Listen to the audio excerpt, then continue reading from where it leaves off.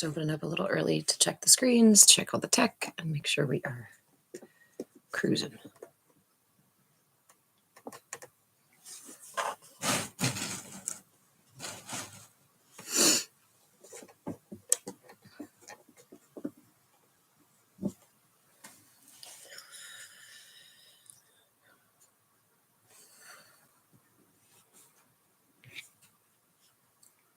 That's really dark in that corner.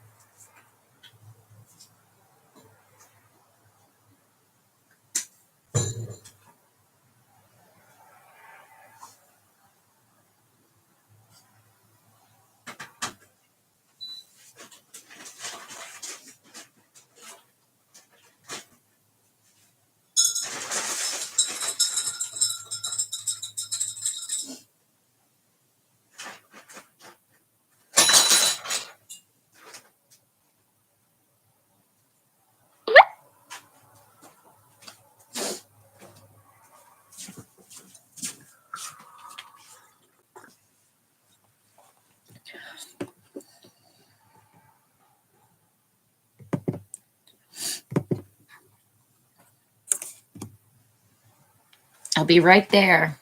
Just need to get the charger for the computer.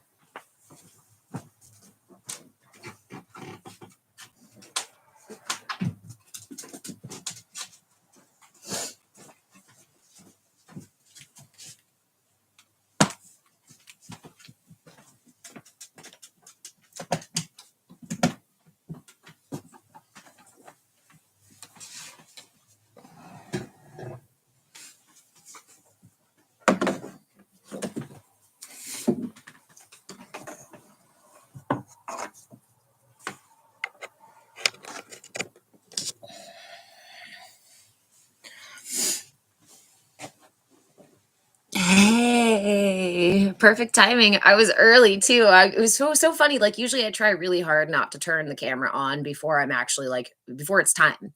Um, but today I was like antsy, hit and go. So perfect timing. Early. Come here, Malco. Nope. He peaced out.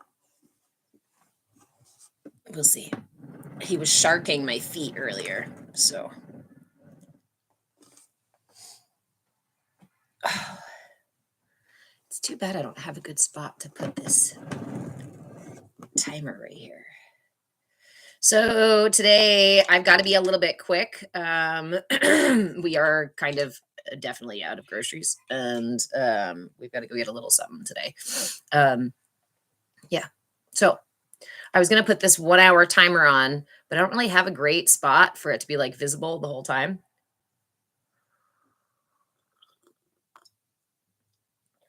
But coffee.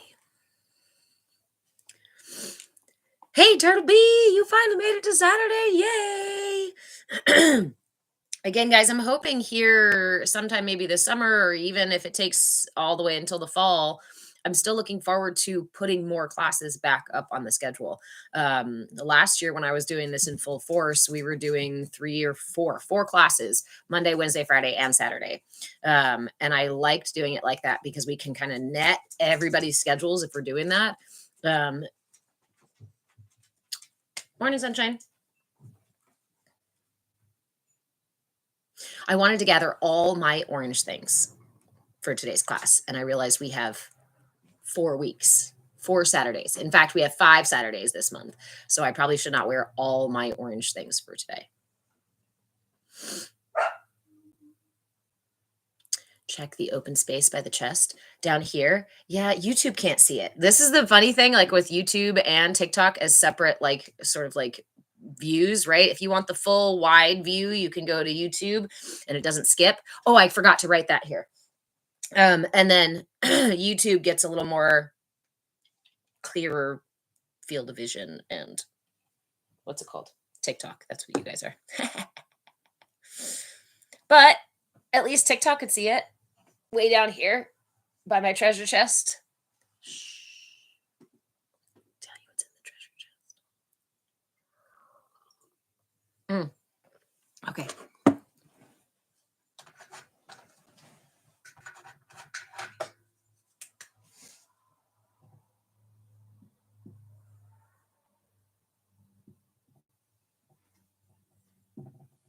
Can you read that? Oh, it's backwards. Hold on.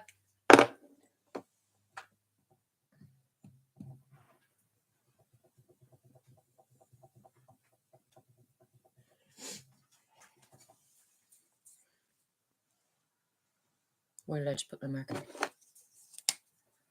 Some comments in this live are filtered to protect the community's experience already, guys. It's not even 10 o'clock on a Saturday morning. What wild hairs? Come now. You want to say stuff like that? Go over to YouTube. YouTube, I haven't seen YouTube tell me that they filtered any of the comments, and I don't even have filters set up over here. I don't usually try to edit what you guys say. It's TikTok. Hey, Jessica. Hey, Larch. Good morning. Hi, YouTube. Okay. I'm gonna write this backwards. No, I'm not. Am I?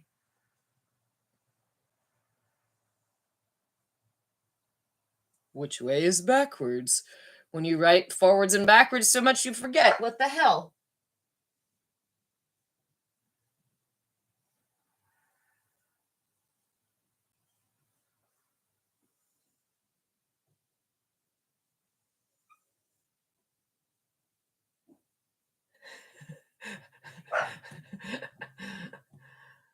It's only 10 o'clock in the morning. Why are you doing this, Dee? Because this is how we wake up the brain. Frozen!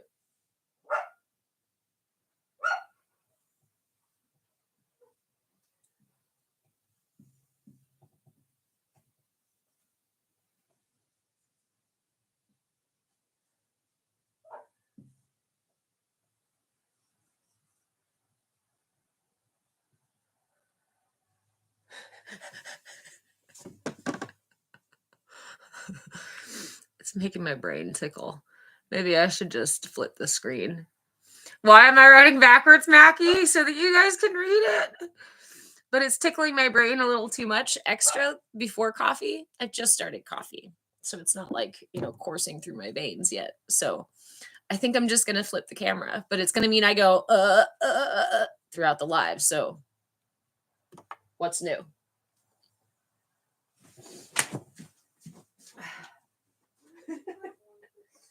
What's up? Yeah, of course. Good idea.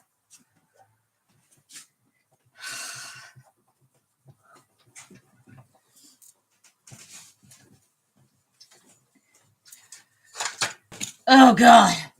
Feelings. Whoa, feelings. Okay. All right. Sacral chakra is all about feelings. It's a rainy day, slow wake.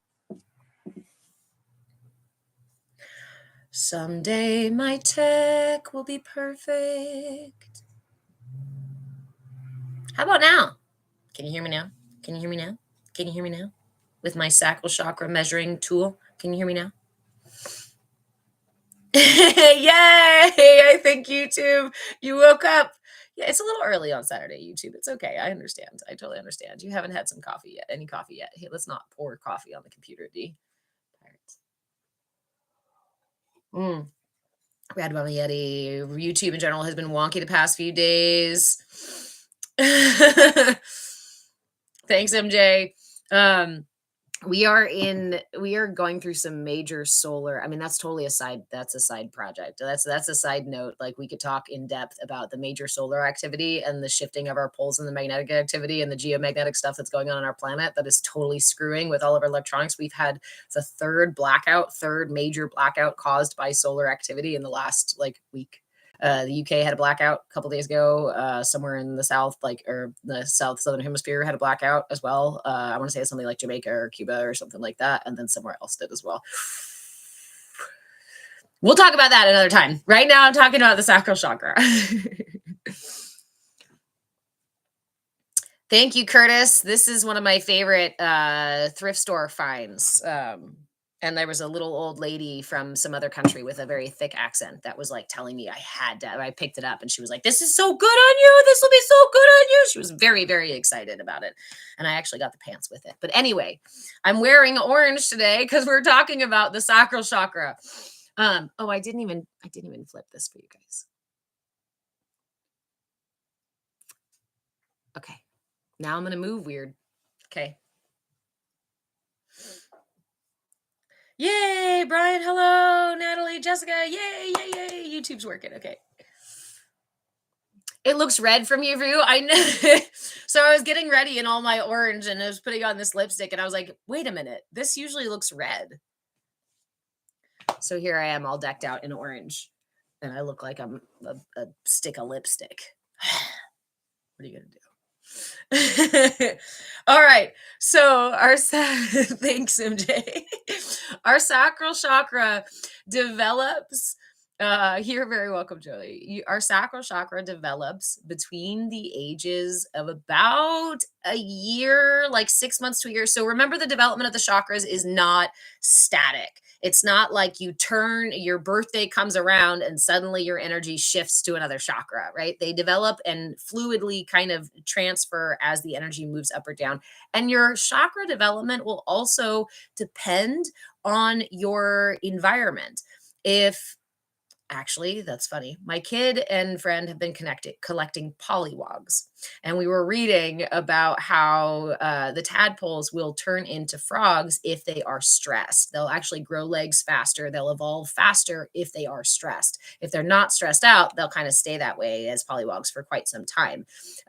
Similar, your energy body. As your energy body is developing, if there is a need, if there is a push for you to move out of one chakra and up into the next, because this is how we protect ourselves, by moving up into the higher chakras. What do you know, if you are somebody who ever experiences any kind of disassociation from the body, where do you go? To the head, right? Because we can imagine ourselves in an entirely different world up there. So as we're developing, if our root chakra, which develops between the ages of starts developing in utero, and starts to shift between 6 months to a year. So we say about 6 months to a year, it develops. So the sacral chakra also starts to develop about 18 months to a year or so, a little bit after that 6 month period, your sacral chakra will start to develop. Now, if I am in my root chakra development in those first 6 months of life and something traumatic happens, something that feels really dangerous. Remember, the root chakra is about fear and about my grounding and my sense of feeling safe. This is, am I okay to be alive, right? Am I safe? Is it okay for me to have manifested in this physical form, is what your root chakra is asking. And if the answer to that in any capacity is no, the energy is going to start moving up. Now, remember, I'm not talking about major, huge trauma for every single person. I'm talking about the potential of being left by yourself to cry and not have that comfort that you needed, that your evolution expected, that our culture taught us to do, right? But not as our evolution actually encourages us to do. It's not healthy for our evolution to leave our kids on their own, because again, that's not safe for these literal squishy vulnerable little things, right? So our bodies and our energy say, I need comfort, I need someone with me pretty much at all times. So when we're left on our own, that energy can either become just kind of weak and not go up into the sacral and just sort of shut down. And I don't like to use shut down. I say, let's say wounded, right? I don't like to say blocked or shut down. It gives the wrong idea. It wounds the root chakra to a degree where it just becomes weaker energy. Otherwise, the energy will move up to the sacral, because what does the sacral say? I feel. And what happens when we're on our own and we're these infants without any reference for time or space? Hey, friends, or object permanence or anything like that. Suddenly we feel something, and we feel something. That feeling something is kind of scary. So we reach for the sacral so that we can ask. I feel these things. I cry out for these things. This is our bread basket. I like to say this is our womb area, right? This is our center for reproduction. This is our umbilical cord to the universe. And so this is the question is, will the universe meet my needs? If I ask for my needs to be met, if I ask for help, will someone show up and respond? And this is where we get the babies who might be considered needy or whiny or colicky. I mean, colicky is another thing because it actually manifests. Yes, it can actually manifest in the body on a physical. It doesn't mean every time that colicky equals neglected, right? I'm not saying that.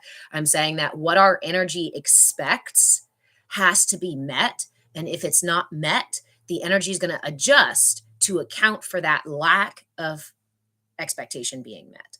And these are evolutionary expectations. Colicky, Joey, that's when a baby has a lot of gas. Now that gas again can be caused by digestional stuff, by digestive stuff, by what they're eating. It can be also caused by what the mother is eating if they're nursing. It can also be caused by stress. So these are things that are interconnected. This is why I like talking about the energy body, because everything in our system can be related to the energy body, but not every root cause is in the energy body. However, we can treat almost everything with the energy body. So even if it's not the root cause, we can help find the root cause through the energy body. I think I missed a couple of questions or comments, and I'm going to go back here really quick.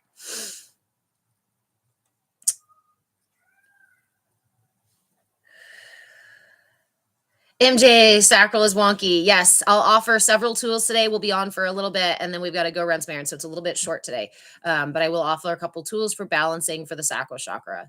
Let me check in really quick. Thomas, you ask, how can you quantify this through measurement? Which piece of this? Your energy body can be measured. We've got the scientific tools to measure your energy body, study and information about energy work, the chakra system, and our energy body development has been around since 1500 BC.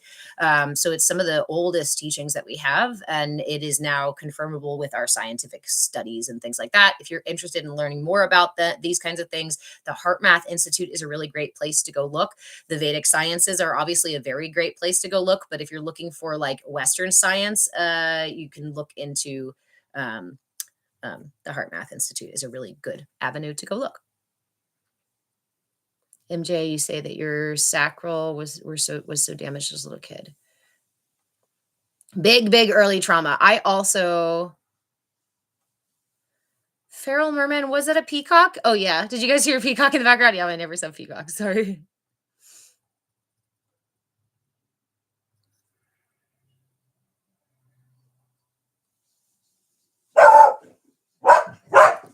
Hey. Hey.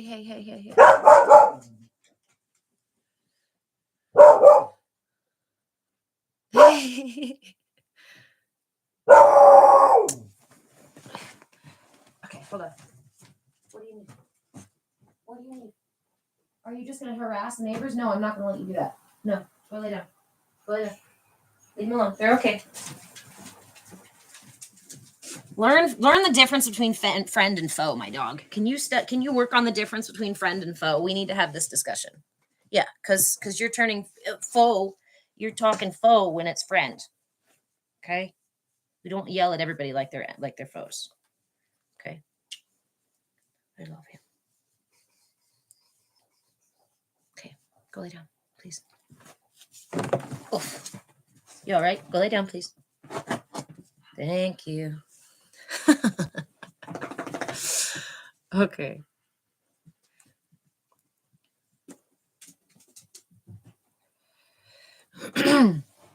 Okay. Puppy love. So let's see. We were talking about the sacral. We're talking about trauma in the sacral and how the energy moves up through the sacral, up into the sacral a little early. So if our sacral development started happening about 6 months to a year, we're in those really early parts in that 6-month area, it's probably because our energy is trying to navigate, how do I keep this energy, this being safe, right? No, it's not TMI at all, my friend. Please, this is a safe space to share.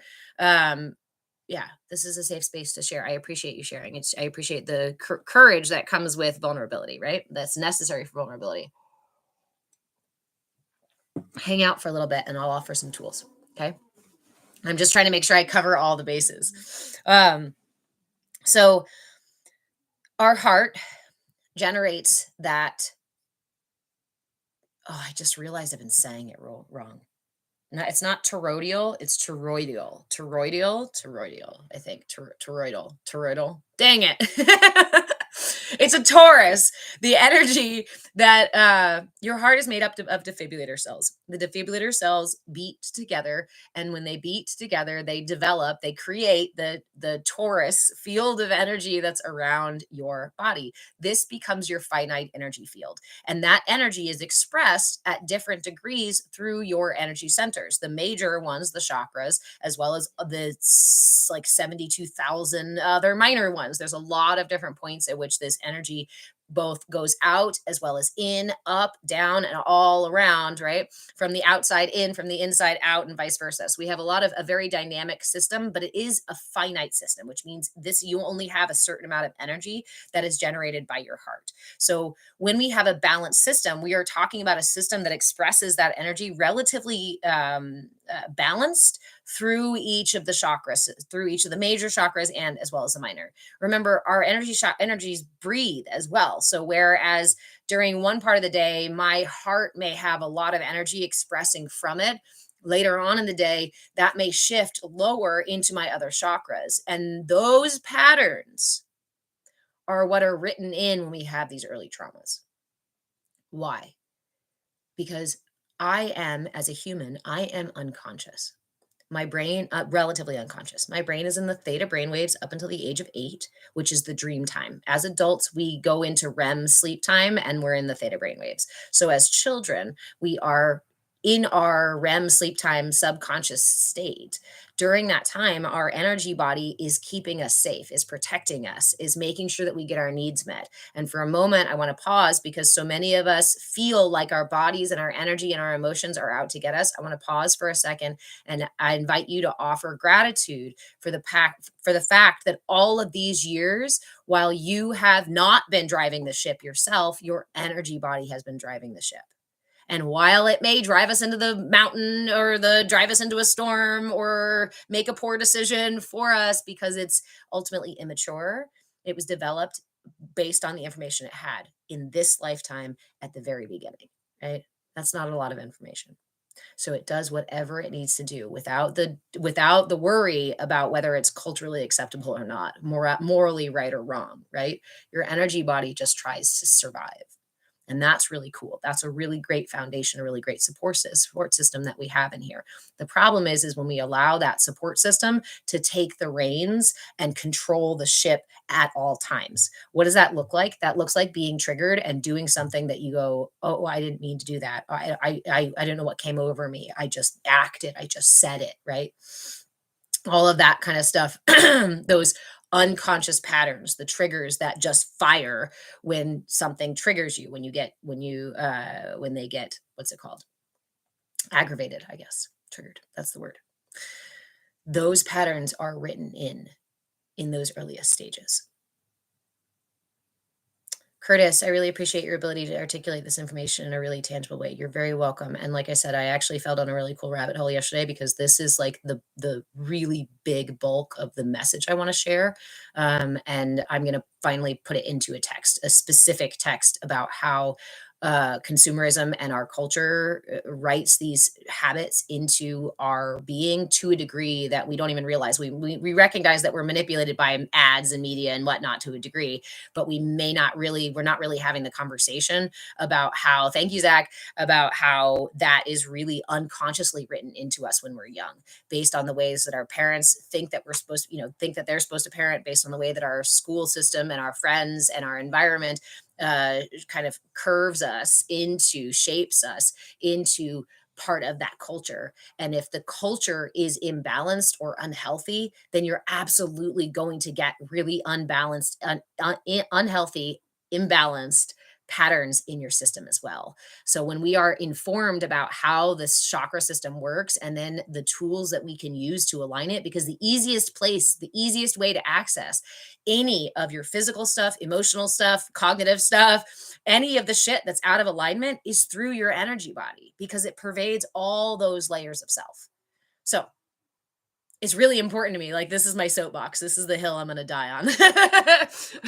So that's why I've been teaching free classes. If you appreciate the content and you have not already, please go to my profile and click the things that I can't say on TikTok so that you can support the fact that I do this work, and you can support me in continuing to do this work. I will be adding more classes if I can get that baseline over on Patreon up a little bit higher so I can make sure that I can consistently afford the bills to keep doing it. And then writing the book. Burnt Owl, hey. Back on the right timeline. Welcome. I try to share as much as I can for free because, like I said, it's super important. It feels like it has to be said. And that's probably why TikTok silences it, right? Takes it down and quiets it. So we are also on YouTube. Come join us in the Discord. Go find the links at the top. Go find the clicky things in the profile. So my sacral chakra then develops. My sacral chakra is already influenced, right? Based on my first 6 months to a year of life and what happens then, my sacral chakra is already going to either get energy from my root and start to develop in an excessive. We can use let's try to find non-judgmental words: expansive, contracted, and wounded. So a wounded chakra is going to be kind of unstable, may not be consistently expansive, and may not be consistently contractive, but may fluctuate between the two. We call those the wounded chakra. Obviously, the expansive chakra is one that pushes energy out so much. With the sacral, that's going to be, the sacral is about feelings, the sacral is about pleasure, the sacral is about reproduction. This is our center for intimacy. This is our center for getting our needs met. This is our center for being able to enjoy a fat piece of chocolate cake in the bathtub with some bubbles or whatever the heck else it is, right? To enjoy life. This also rules our mobility, so our joints, literally your physical ability to be flexible. It's ruled by the element of water. So the water and softness to your body, to your life, to your emotions. Again, this is the emotional center. And so this is a difference when we have root chakra imbalance. The emotion center may feel like it takes you over. We're not as grounded, right? If our root chakra didn't develop in a really solid way or a balanced way, then it's moving up into the sacral, trying to get needs met, trying to make me feel safe again, which is what we want to do. Pull the energy back down to the root. But when it's trying to protect us or get through, like find balance, it's going to go up, up, up, up, up, up, up to go back to source. It's not safe here down in the material. It's not safe in the matrix. I got to go back up here. I got to go back home, right? So this is what our energy tries to do. So it goes up into the sacral. And if we don't have that balanced root chakra, then the sacral is going to feel like it's such a huge thing every single time our emotions go. In fact, we may feel like I am the emotion. There's no separating me from the emotion, and to such a degree that the emotion takes over and makes me do things that I don't usually do, or say things that I don't usually do, or makes me think things that I don't normally think, right?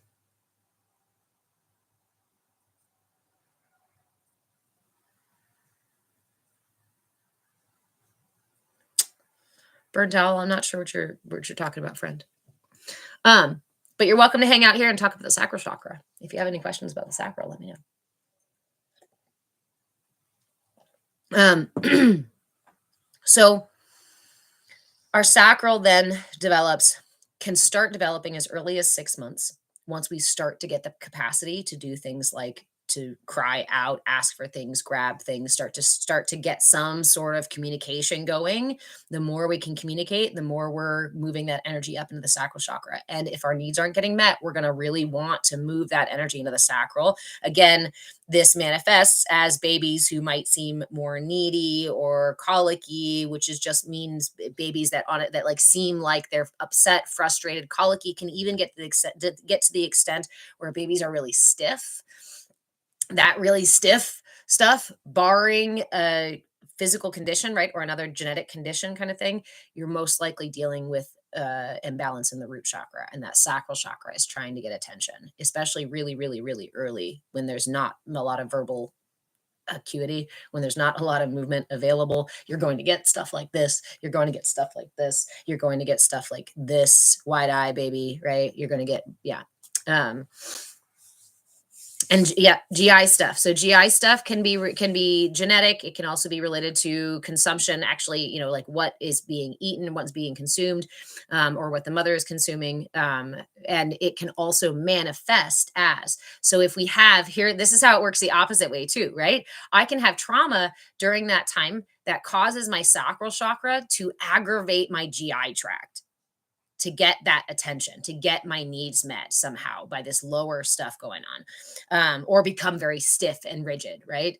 Uh, at the same time, if I experience the trauma of GI issues or something else that's going on that starts in my physical body, it can cause my sacral chakra or my chakra, my energy body, to respond to that, right? So if I experience GI digestive stuff, I have, let's say I have a baby with an allergy, a gluten allergy, or celiac stuff, right? We don't know right away. You're going to experience a lot of that discomfort. That is going to most likely affect that chakra unless we can heal it or bring it back into balance. And that sacral chakra,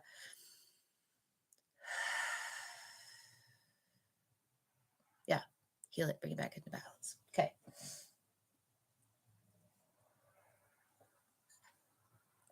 So both can be true. What we deal with inside of our body as well as outside of our body.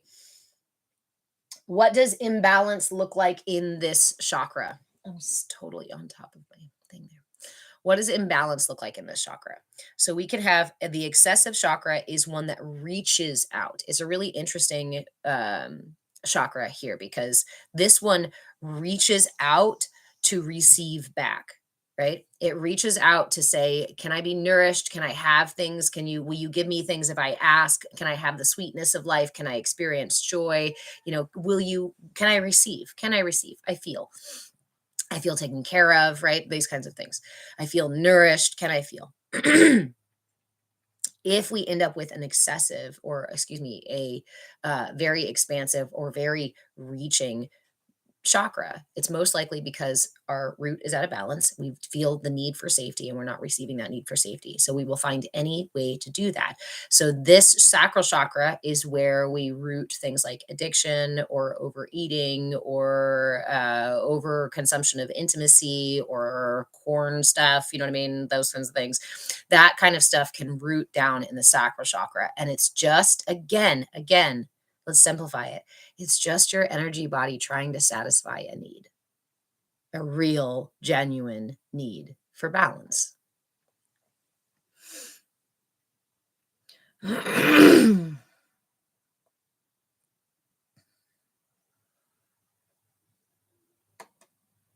Yeah, stiff equals stress for me. And MJ, I now assume he came out stiff because of me. I wanna pause here because I don't want anyone to take any of this information as a reason to guilt or shame or blame or judge yourself at all. I am not sharing this to give you fodder for the self-hate fire. This is the way that we heal. This is the way that we bring balance, but we have to start with awareness. We walk in through the door of awareness, acknowledge what happened, and then realize we were doing the best with what we had. My son also came through my vessel, just like all of our children do. And our children come through our vessels when they're ready to come through these vessels. And they carry with them the strength to help us heal generational traumas. And we have to do that step by step by step by step. I feel like it's really important that we acknowledge that, our children are here to help us heal, and that We have always been doing the best we have. See, there you go. The work of trying to heal it is one of the most powerful things we can do for our children. Like, if you're trying to heal it, then I think you're doing great. It doesn't matter where you're at, because the biggest, most powerful thing, especially moving forward and to these children that are coming up and we're raising now, like, they need to see that. They need to see real time healing. They need to hear about real time healing. They need to hear about their energy body and how, and all these tools to bring them back into balance, because that's how we're going to collectively move through this stuff. I love you, MJ. And I love all of you, especially parents or not, because we all have inner children too. Remember, it doesn't matter if you have a child outside of you or not. You at least, very least, have a child within you that needs your parenting, that needs your love and attention, that needs that softness, that needs these tools, that needs you to go back in and give them a really sweet, rocking hug and say, I'm here to meet your needs now. I'm here to show you love. I'm here to protect you now. I'm here to help us get back into balance. Because any of these things that arise in our body, the triggers, the traumas, the memories, the pains, all of that is your system asking for your healing. It's your system guiding you to your healing. If something comes up again and again and again and again and again and again and again, it's not harassing you. It's not out to get you. It's saying, hey, I'm still here. Can I have some time and attention so we can align and heal again? I have a finite system. Remember, my finite system doesn't want to be out of whack. When your body is out of whack, when you're standing on one foot trying to eat with this hand and call with this hand and do other things with this stuff and you're all stretched out, does that feel comfortable? No. Your energy body doesn't like to be out of balance either. And it will seemingly harass you until you bring it back into balance. That's the only reason these things keep coming up. That's why I call them farts, emotional farts, or energetic belches, right? Badass blind woman. I literally came from the womb being a thumb sucker.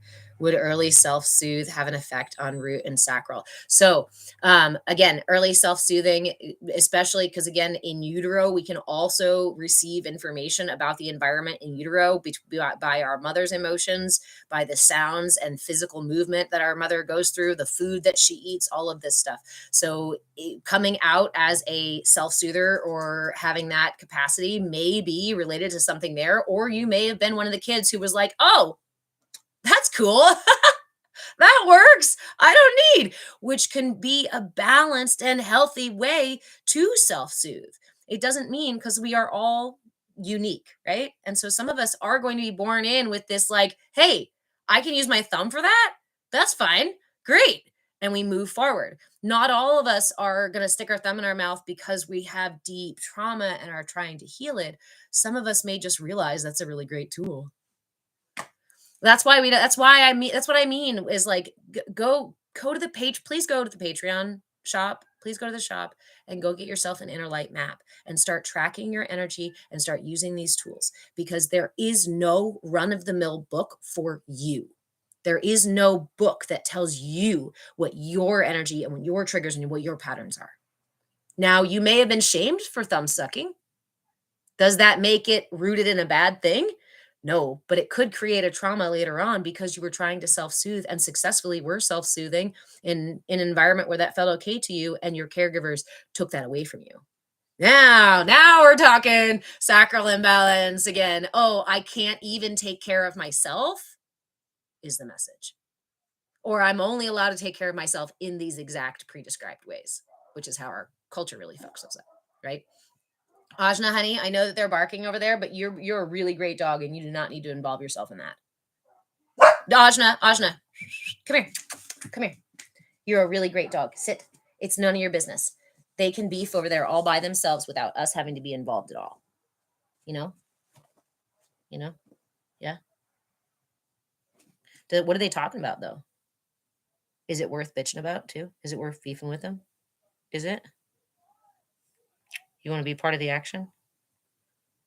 You do. You're such a good dog. Okay. Can you lay down, please?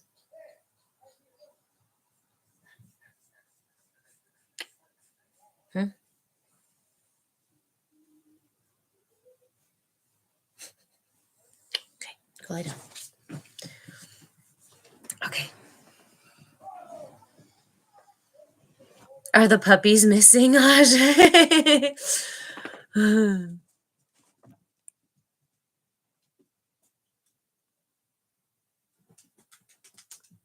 Yeah, MJ, you got uh,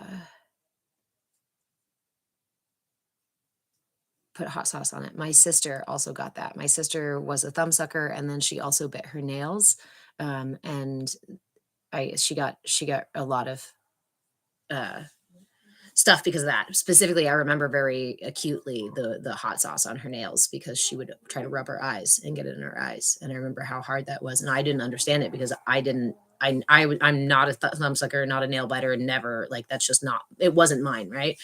I screamed. My volume got really, really loud. That's how I got my needs met. Is I made sure everybody could hear me and see me. That's part of how my energy did that. How did my energy do that? It went from the sacral up into the solar plexus and then up into the heart. And I ended up living like a lot of us do when we have tumultuous, dangerous, scary, and worse situations in our childhood as we live all the way up here most of our lives. Badass blind woman, the reason you hate Tabasco sauce. I'll give you that. I'll give you that. No clue how you survived childhood, MJ? Let me tell you, you have a system of allies. You survived because your energy body is so powerful and so strong and so maybe not wise, but quick to defend you in as many ways as it possibly can, in whatever ways you need in that moment. And again, when we look back as adults later on and we go, oh my God, I can't believe I acted that way. Oh my God, I can't believe I did those things. Oh my God, I can't believe I said those things. Stop. Stop shaming yourself for using whatever tools were available. And instead shift that narrative all the way on its head and go, thank you. Thank you, my awesome energy body, for doing everything you possibly could to keep me safe. Now that I'm here as the adult, as my prefrontal cortex is on, I get to learn to be the first mate between my higher self, the wiser self, the one who knows how to navigate the world and like move forward and knows our purpose, and my crew of triggers and allies and ego and emotions that have developed on my what I call my ship, right? This is my vessel. And on my vessel, I have developed a crew that helps me navigate this reality, this matrix. But they are born of this world and they need to be educated. They need to be trained. They need to be updated. They need to be integrated. When we learn how to use those ego patterns and triggers and emotions and realign the things that are out of balance, we become allied with our energy body. And then we can really start to manifest. Then we can really start to, I shouldn't say start to, because you're already manifesting. And for those of us who go through shitty patterns over and over and over again, you know that you're manifesting the out of balance shit. If you'd like to get that back into balance, it takes integrating these energy patterns. It takes understanding where your energy body is and learning how to align it, not once a week on Saturdays with me, not in the gym a couple times, not in therapy, not, I mean, yes, you can do therapy too. These are all things that are important.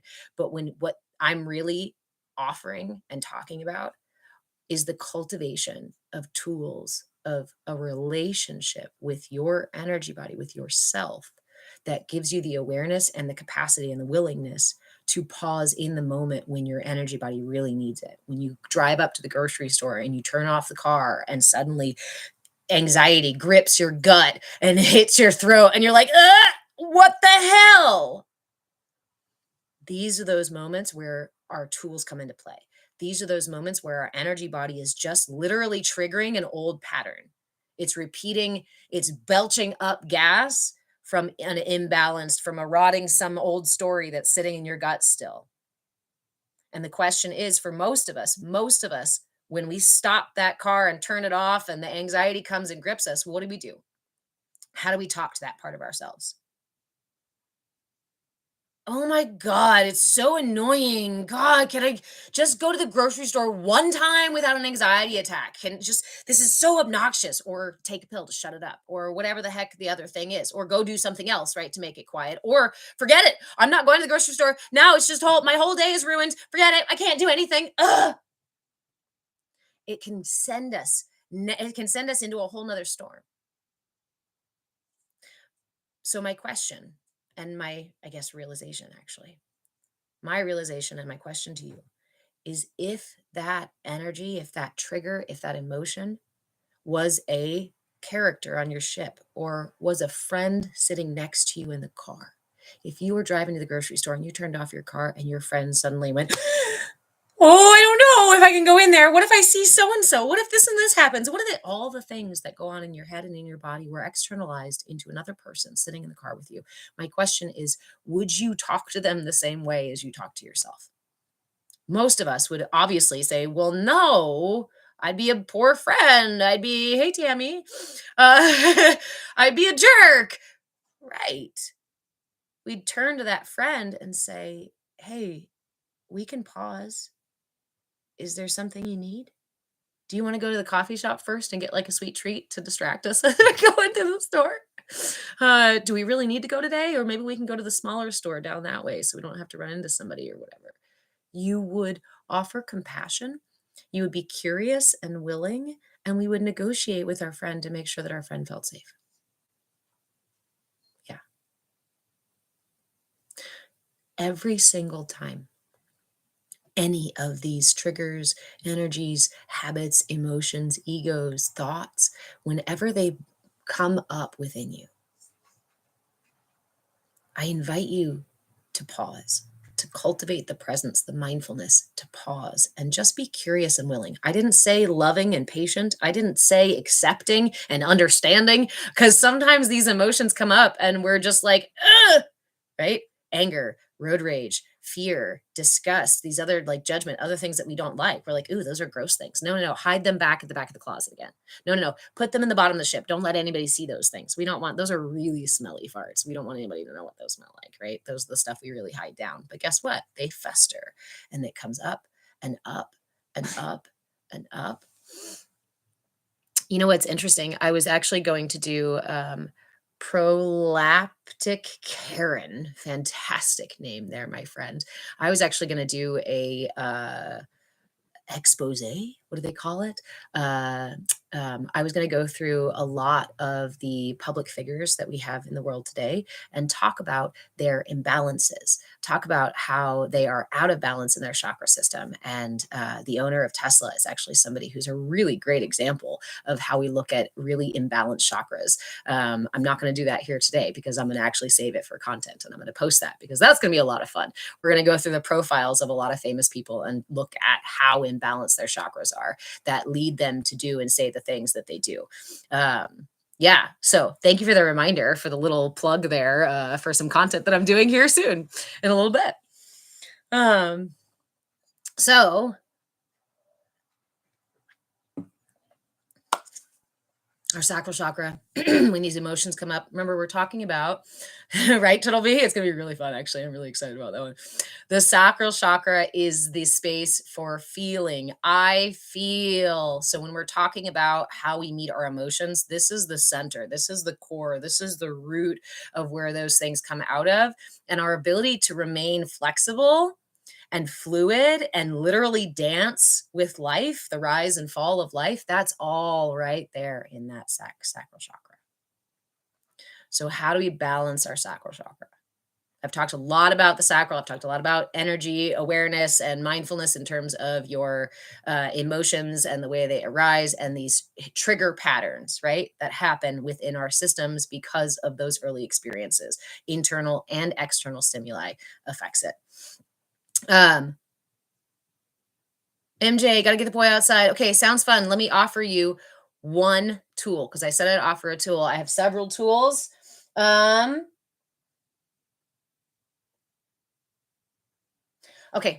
One of my favorite pranayama techniques. Pranayama techniques, breathing techniques, because breathing is really accessible. Most of us can do it. We don't have to have any dexterity in our fingers. We can just use our lungs, right?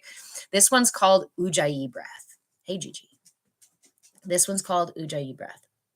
And Ujjayi breath it means the ocean waves or the sounds, right? It's the sound of the tides here that we create in our throat. And it's a little different than a regular breath. You seal the lips, you only breathe through the nose. But as you inhale, you really gently constrict the throat, the muscles in the throat. And you'll make a slight snoring sound, right? If you can make a really gentle snore,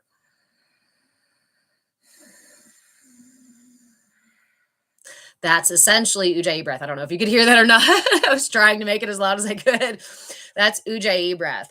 I encourage you to practice Ujjayi breath anytime, anywhere you're feeling inflexible, you're feeling rigid, you're feeling stuck, you're feeling okay. Your sacral chakra is also about our ability to set boundaries. So if you get triggered because you feel like somebody's pushing your boundary, or you feel like your boundaries are weak and they're getting like stepped all over without, your or too strong, any of these balance or out of balance, check in with the breath.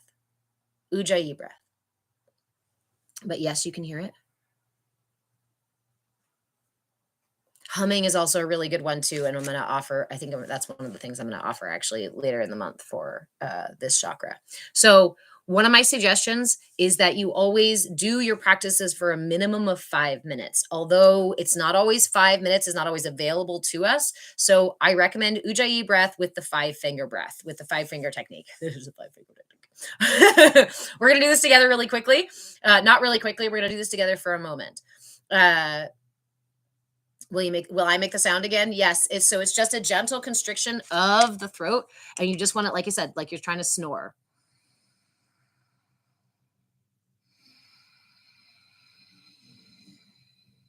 Imagine the ocean waves, right? This can work with a visual where you can close your eyes and just imagine the tide of the ocean pulling in and out and just match your breath with the tide. It's going to do a ton to bring down your nervous system, the parasympathetic, Saturday. My words are wording.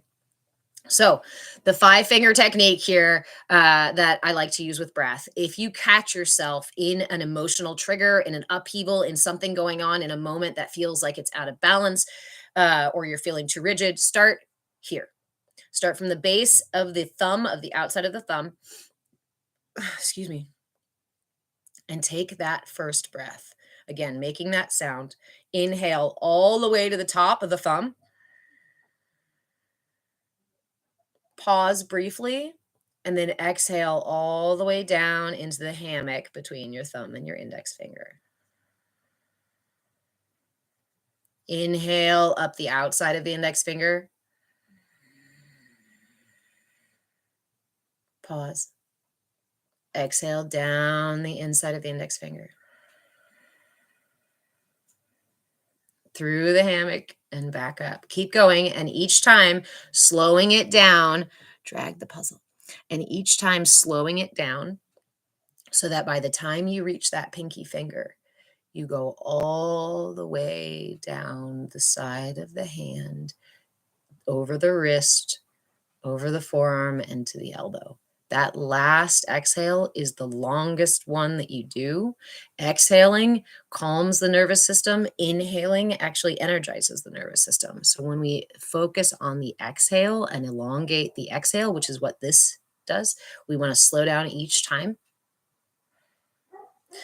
Bring the Ujjayi breath, gently constricting your throat to deepen this experience, to deepen the benefit from it.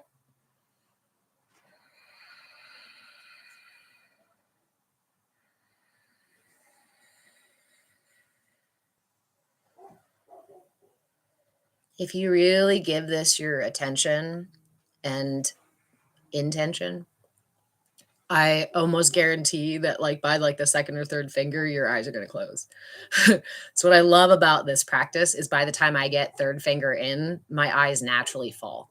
And that tells you that your system is doing all the calming things that it needs to do. You're very welcome.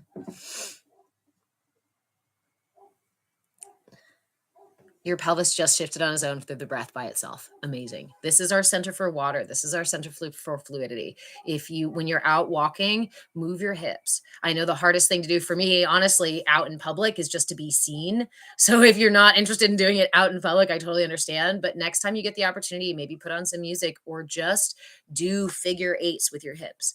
Go down a little low and do figure eights. That can be really dangerous and scary for some of us. And that's going to tell you a lot if you go to do figure eights with your hips and it's super stiff, or you feel scared, or it hurts inside of your joints.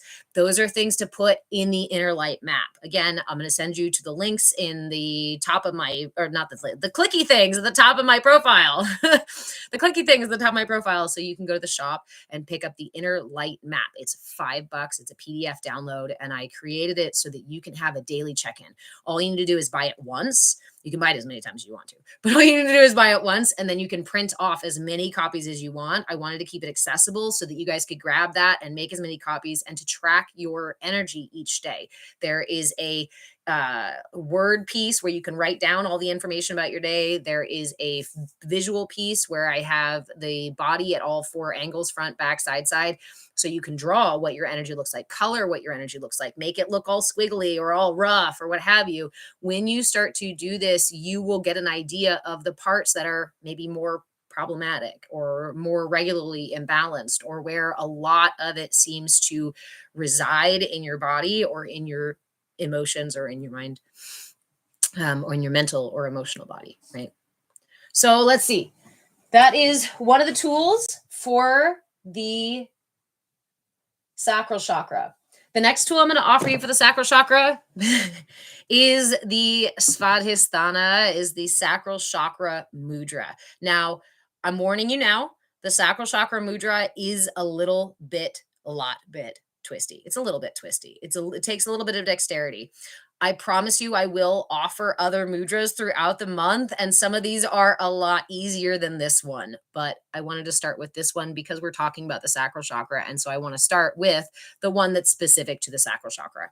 So, and I recommend using your hands to kind of get into this position here. What you'll want to do is cross your fingers, your first 2 fingers, but you want to make sure that the index goes under and the middle finger goes over. We'll start there. The Svadhisthana chakra mudra. Then bring those index fingers down as far as you can on, there you go. Bring the middle finger as far as you can on the index finger. Bring it down on the index finger as far as you can. Interlace those back fingers, the last 2 fingers, and put the index finger pinky tips together, index fingers together. You'll see how that brings the nails of those middle fingers together, and then you'll want to close it with your thumbs touching the tips of the middle fingers. Again, I apologize if this is a little too much for you today. It is not the easiest one. But again, I'm going to start specifically with the sacral chakra mudra, and then I will offer other ones that are for the sacral that are very helpful, very supportive to the sacral chakra without breaking your fingers. So we're going to do that again. If you can, we're going to do that again. Remember, please, that there are so many tools that if one tool does not fit you today, it doesn't mean that you don't ever get to use it, but it doesn't mean that you have to force yourself to use it. So if this mudra doesn't work for you today, come back next week. I have more mudras. And we have other tools, the Ujjayi breath, as well as the mantra that I'm going to offer. All right. Svadhisthana mudra.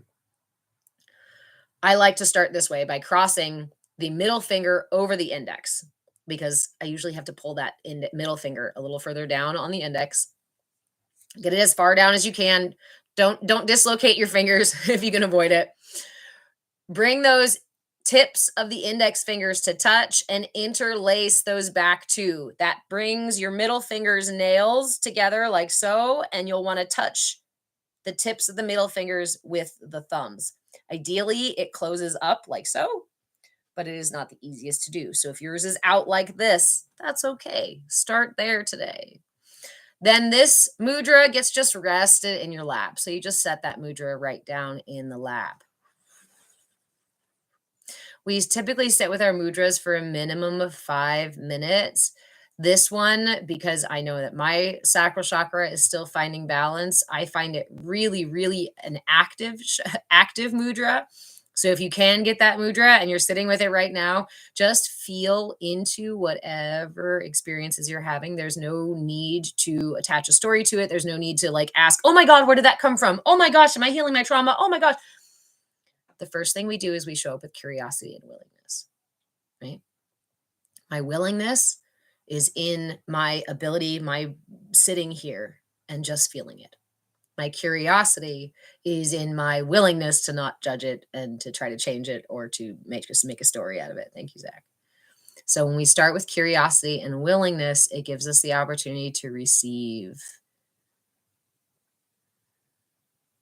And this is one of my favorite mudras. So now I'm sinking into my sacral chakra. Other ways to treat the sacral chakra. One of my favorite mantras for the sacral chakra is just Om Shakti Namaha. Om Shakti Namaha. And with mantras, they're really beautiful because you can kind of sing them, you can say them low, you can just go Om Shakti Namaha. Or you can sing it and make something a little bit more playful. Om Shakti Namaha. I don't know. I'm making stuff up, playing with it today. Om Shakti Namaha. Om Shakti Namaha. Shakti is the right. Our center is the feminine aspect, the lunar aspect, as Shiva being the solar aspect or uh, masculine aspect within our systems, both of which are intertwined within everyone's system. And if we are leaning really heavily toward our Shakti energy or leaning really heavily toward our Shiva energy all the time, then we are perpetually out of balance. A balanced system has a healthy flow of both solar and lunar energy, feminine and masculine energy. So you can take this mudra and say the mantra with it, Om Shakti Namaha, Om Shakti Namaha. This mudra is going to open up our sacral chakra or bring balance to it, because if it's contracted, then we have really rigid boundaries around it and we don't receive pleasure very well. If it is expanded, then it is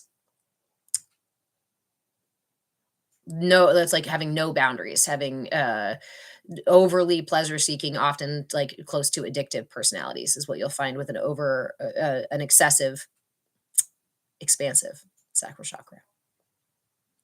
But this gives us it restores our ability to be flexible, restores our ability to navigate change.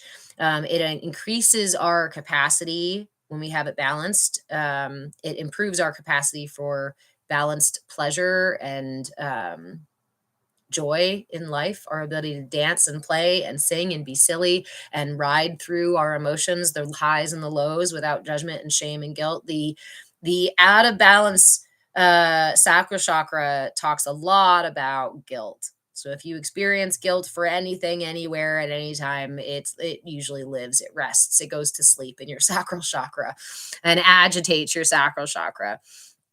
So it improves our capacity for intimacy too, with self and with others, and our ability to connect to others and to be nourishing and soft and gentle with others. It's also our center for abundance, our breadbasket, our umbilical cord to the world, to the universe. This is the question of the sacral chakra: is will I be nourished? If I show up, will I be fed? Right. And again, we're talking about, I'm going to be putting it down into a book about how our culture throws us out of balance for that, right? Think about the way that we grew up here in the West that says that you don't get to be, you're not good and right just by existing. You have to do something to prove yourself. That externalized sense of being okay or being valid or being worthy of nourishment or worthy of gentleness, that is very much thwarted by our cultural practices and our cultural beliefs and things. And most of us given the message when we are young that you're not worth anything until you can do something. And that is sacral chakra, solar plexus chakra, heart chakra, throat chakra work. So a lot of us in the West have moved our energy way up into these other centers and just ride through life on these wounded, excessive, or deficient lower chakras. And these are our foundation for everything else we do in life, for our self actualization. If we want to ascend, if we want to reach, thank you friend, that self actualization, enlightenment, these sorts of things, the paradox is that you can't just go up. You actually need to make sure the energy goes down too. Many of us spend our life in these kind of false spiritual spaces because we're just pushing up and up and up and up and up, praying to just get there without ever grounding back down. And the flow of energy is down, all the way down and all the way up, all the way down and all the way up, both directions. And our systems are out of balance if we're only going one direction. And again, in a culture, especially these days where there's a lot of like pop culture stuff about going into the spiritual stuff or opening our third eye, if you crack open your third eye when your root chakra and your sacral chakra and your solar plexus are like way out of balance, those are the kind of situations where you can lead yourself to very scary, ungrounded places. I encourage you, everyone in this space, to please be gentle, be mindful, be curious, be willing, instead of coming in demanding or judgmental or out in the material world. There is a lot that we can do with punches and hammers and nails and force. On the internal space, it is the opposite of that. We cannot go in there swinging and screaming, because if we do, our own defense systems will even defend ourselves from us.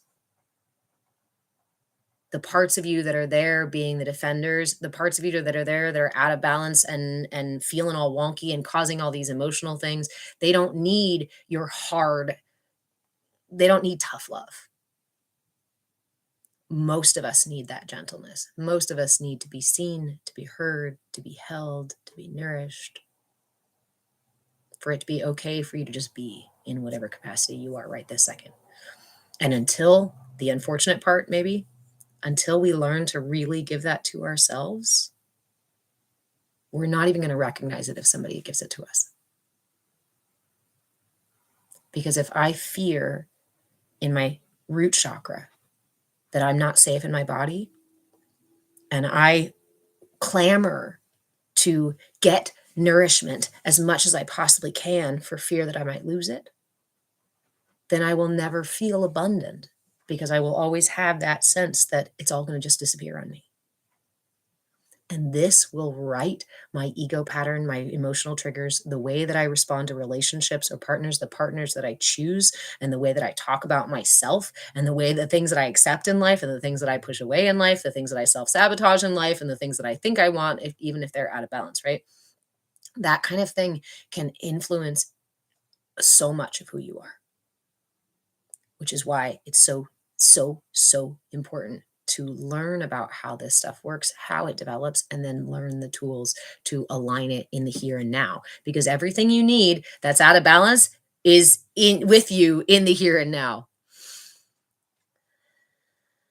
That's why when you say sacral is your ruling chakra, and I'm very excited to really focus on it this month. Nice. Sacral chakra is a pretty it's been a lot of years of work for me. But it's one of my favorite colors. So it's actually one that for me is a little bit on the expansive side. I tend toward using pleasure sort of stuff that's an easy, quick fix to emotional imbalance. That is something that I do. I know that I self soothe through a variety of external means. That means my sacral chakra is actually kind of on the bigger side, that I've got a lot of energy that's kind of spilling from my sacral chakra rather than being diverted or being used in the ways that are actually more balanced for me. It may be that my solar plexus is where that energy needs to go, but instead I revert to the sacral and I go take a bath instead and eat chocolate instead of going and accomplishing the task that I feel fearful about, right? Or worried about. See how these things integrate into every single part of who we are. So I'm excited to work on Sacral too, because I know that I need balance. I'm making a video. Hey, friend. Yes, you're literally talking to my soul. I've been working on opening my throat chakra this year. Ooh, yay. So, for those of you who are new here, just briefly, hello. My name is Reverend Deborah. I'm an interfaith minister, a movement facilitator, and York shenanigan shaman. So, please expect shenanigans in here. And this is our Inner Light series. We've been doing it since January, and we will go all the way through December. And each month, we cover a different part of the energy body. We started with the aura, the koshas, the elements, the earth chakras, and the minor lower chakras. Then last month we did the root chakra. This month we're going to do the sacral. So all of May is going to be orange everything, sacral everything. And we will progressively go through all of the chakras throughout the year. And then if you count that, you realize that in November we go through the solar chakras, the stellar chakras, the ones that are up here. But then that leaves December. And I have a surprise. Those of you who travel along with us, yes, who take this journey with us this year, if you do your work and take in these tools and start charting your energy using the inner light map that I have available via the clicky things in my profile, because I can't say things, that inner light map is going to help you tremendously with what I'm going to offer in December. So, and if you like this content and if you appreciate the tools, please consider subscribing. You can do so here on TikTok, but the best place to do so is at the clicky things at the top of my profile, because yeah, TikTok takes up to 60%. So follow along, because we are going to be diving deep into every single one of these chakras, and I'm going to be offering tools all month long. User Melinda Lee brings me more energy. I'm harming myself. I'm afraid of my partner. It brings more anxiety.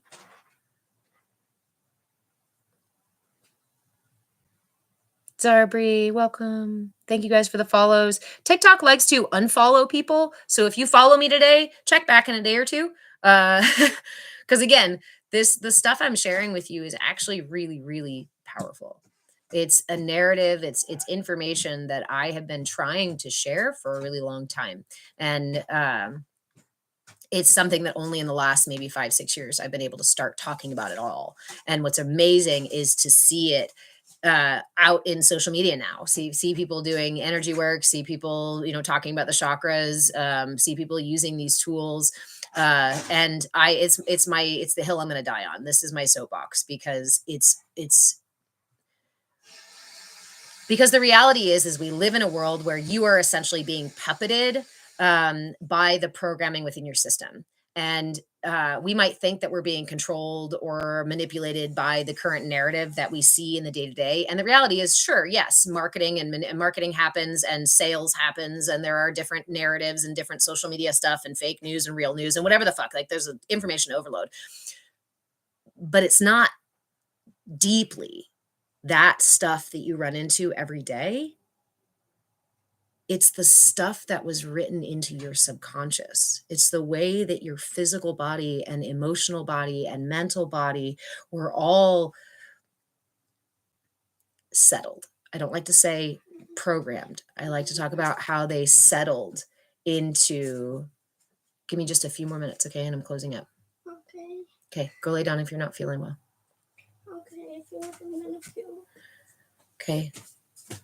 Go eat something. Have you eaten something yet this morning? I just started eating fruit. Okay. You need to have something in your belly.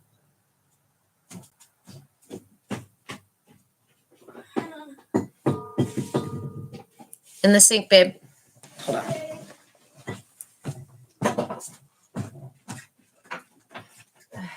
Sorry. Okay, I might actually have to go a little bit sooner. But it's the way that things were programmed in, for lack of a better word. It's the way that these bodies, these energies learned to operate without your conscious awareness. My biggest fear ever since I was little, like I said, I've been studying this for a long time. So my biggest thing that I've always had in the back of my head was that something unconscious is causing me to trip up. again and again and again and miss the mark or feel bad, or, the things that are out of balance in my life are somehow within my subconscious self. And so I went looking, and sure as fuck, sure as shit, they are actually written in by our earliest experiences, by how our energy body develops. But that is not common knowledge here in the West. In fact, when we start talking about chakras and energy, you'll hear a lot of people in the West say, oh, that's a bunch of nonsense. That's a bunch of woo woo, whatever. Wouldn't it be interesting to take away the one and most powerful tool for you to align and balance yourself, and then to use that very tool against you to manipulate you into being and behaving in certain ways? Huh. Yeah, that's not by accident. And I don't talk about that entirely directly here on social media, because that's when TikTok starts to take my content down. That's when I get whatever, the shadow ban stuff. That's when it starts freezing. So I will be talking about that in the book that I am writing this year. I'm writing a book this year. Hopefully it'll be coming out next year. And I'm using this year to help populate the courses that will accompany the book next year. So stay tuned.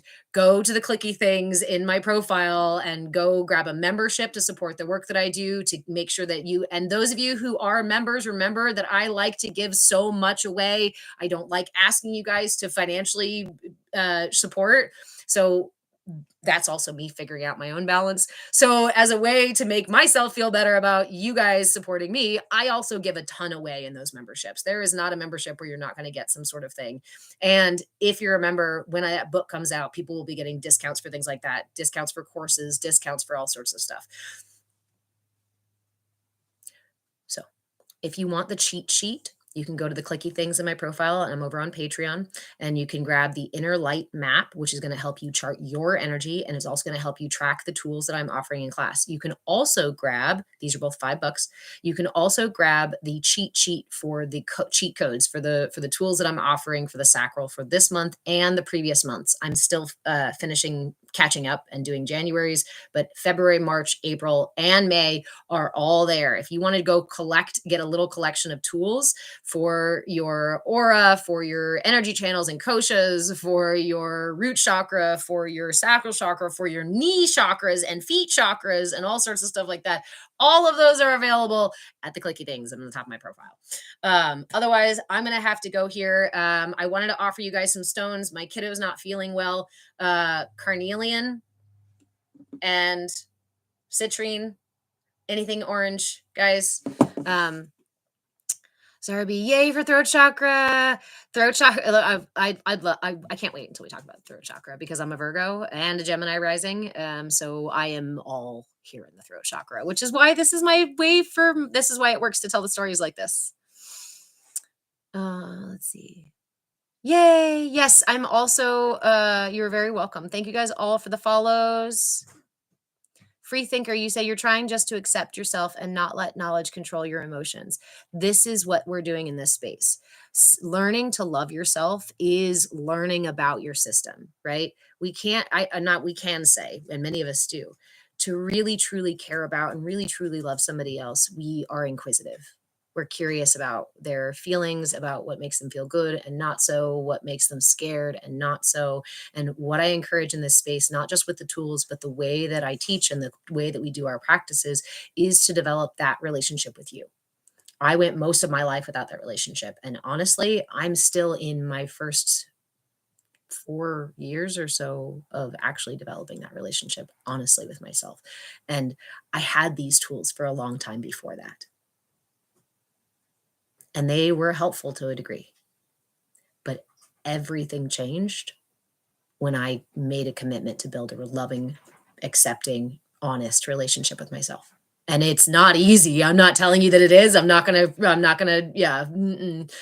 It's hard. It takes courage. It takes kind of a brazen sort of just like, but we are cultivating a space, a community of people here on TikTok, over on YouTube, and in Discord, where we're all doing this work together.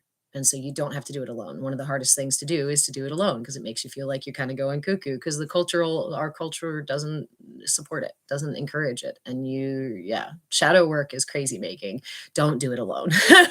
Come join us in community. So you can go to the clicky things in my profile, and you can find a link to join us on Discord. You can also just send me a message and I'll send you links for things. You can find memberships in the shop, and you can find memberships, and you can also find a shop. all of those things support me to continue doing this work. This, like I said, is the hill I'm going to die on. It's a really important thing. This is my soapbox, and I've been trying to talk about it for a long time, and only recently have the gates open. So those of you that are here, welcome. Thank you so much for your support, your encouragement.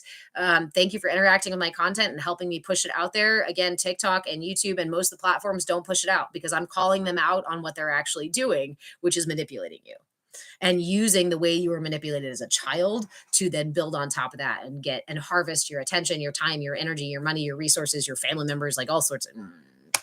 I don't like the idea that somebody else is in control. And right now, most of the time, somebody else is in control, even if that's just some other version of you. And I'd like you to find your place as the first mate to your higher self, to your captain, and to your crew of ego and emotions and all that. Badass wine woman, I'm still working on the shame that I feel. I've been here for myself the whole time. Thank you for helping me find me. Oh, I love you. That's one of the biggest things that broke my heart was finding me, the gentle voice in me that had always been there, right? Yeah. So again, thank you all. Welcome. Virgos, you too. Yay.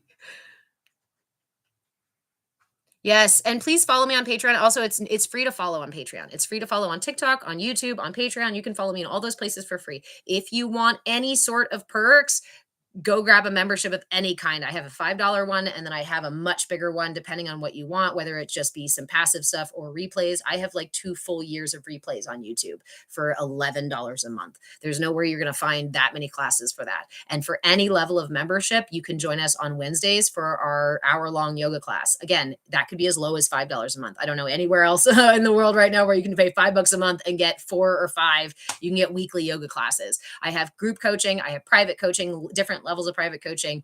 And I also just have those donation levels where you say, thanks for doing what you do. Here's $5 every month. So it's because of you guys that I get to keep doing this. And I am so beyond grateful. Turtleby, you said the Believe the Patreon also has a 7-day free trial for paid membership. Yes, some of them do have a 7-day free trial, not all of them, but I think the group coaching one does because I really want you guys to be able to get in and like experience the group coaching because it's not for everybody, right? Some of us realize we need private coaching. But yeah, and everything that I do for membership is cheaper than I do it for one-off, right? If you were to buy a one-off coaching session, it's more than for the monthly thing for it. Again, I'm always giving stuff away. And when you guys subscribe on Patreon, after like 3 months, you start getting gifts. You get like a sticker and a mug, and I think eventually a sweater and stuff like that. So yeah, I also have a tip jar over there. If you just want us to make a one-time, hey, thanks, that literally keeps the lights on and keeps gas in my car throughout the month. Again, I'm learning to balance my chakras too. And this learning exchange, learning how to show up honestly and learning how to receive is a huge part of balancing my chakras as well. So thank you all so much. I love you. I'm going to go handle the kiddo. Warm bath and Epsom salts, I think. YouTube, thanks for being awesome.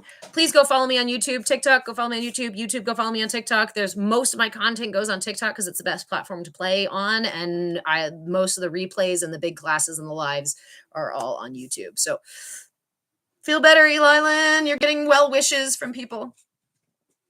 Feel better, monkey. I love you guys, and I will see you in the Discord, see you in the Patreon, and or see you Monday for our CAYA Kinship group coaching circle. All right. Love you all. Let me see how to turn. There we go. Good night, YouTube. And good night, TikTok.